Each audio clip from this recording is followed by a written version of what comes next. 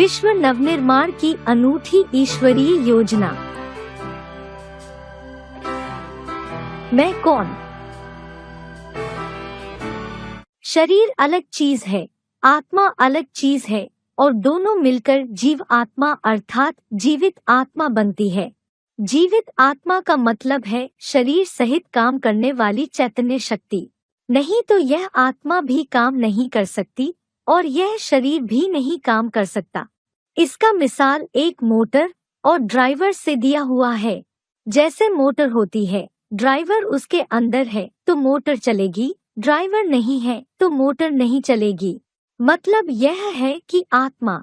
एक भाई ने कहा वायु है। वायु नहीं है।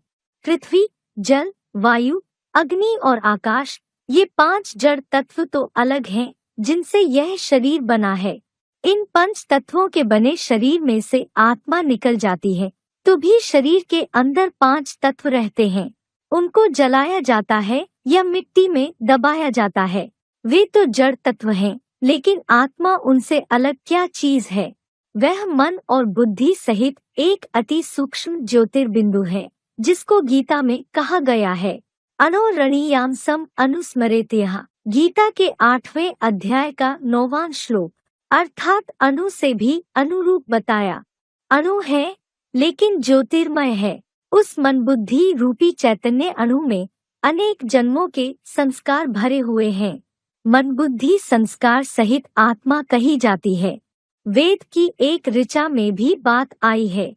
मनरेव आत्मा, अर्थात मन को ही आत्मा कहा जाता है। आत्मा शरीर छोड़ती है तो ऐसे थोड़े ही कहा जाता है कि मन बुद्धि रह गई और आत्मा चली गई। सब कुछ है लेकिन मन बुद्धि की शक्ति चली गई अर्थात आत्मा चली गई। तो मन बुद्धि की जो पावर है वास्तव में उसका ही दूसरा नाम आत्मा है। मन बुद्धि में इस जन्म के अथवा पूर्व जन्मों के संस्कार भरे हुए हैं। संस्कार का मतलब है अच्छे बुरे जो कर्म किए जाते हैं, उन कर्मों का जो प्रभाव बैठ जाता है उसको कहते हैं संस्कार। जैसे किसी परिवार में कोई बच्चा पैदा हुआ, वह कसाईयों का परिवार है। बचपन से ही वहाँ गाय काटी जाती है। उस बच्चे से जब बड़ा हो जाए, पूछा जाए कि तुम गाय काटते हो, बड़ा पाप होता है, तो उसकी बुद्धि में नहीं बैठेगा, क्योंकि उसके संस्कार ऐसे पक्के हो चुके हैं।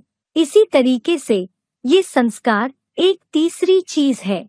तो मन, बुद्धि और संस्कार, ये 3 शक्तियाँ मिलकर ज्योति बिंदु आत्मा कही जाती है।